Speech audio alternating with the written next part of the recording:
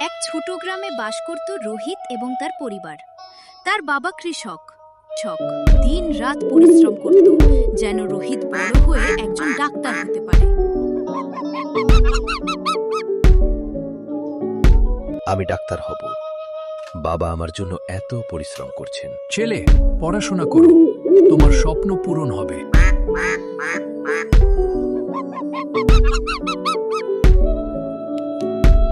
বাবার কঠোর পরিশ্রম দেখে রোহিত আরো অনুপ্রাণিত হল।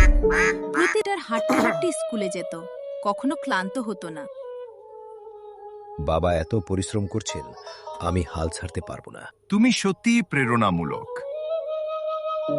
বাবা সকালে ঘুম ভেঙে ক্ষেতের কাজ করত, দুপুরে মাঠে পরিশ্রম। বাবা, আজ আমি সব সমস্যা সমাধান করতে চেষ্টা করেছি। ছেলে, তুমি আমাদের গর্ব। রাত হলে রোহিত লণ্ঠন জ্বালিয়ে পড়াশোনা করত, কলেজে ভর্তি হয়ে কঠিন পরীক্ষা দিয়ে যেত।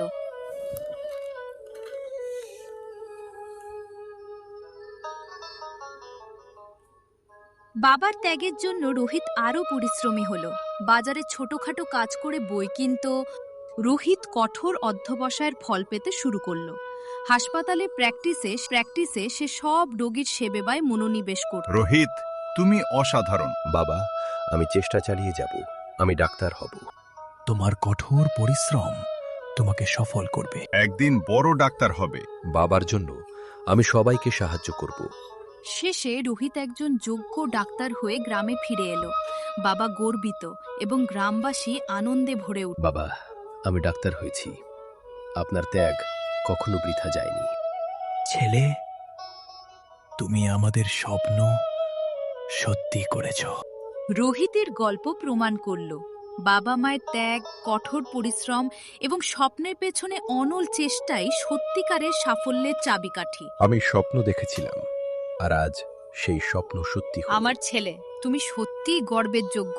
সবাইকে সাহায্য করো। মানুষকে ভালোবাসা সব থেকে বড়।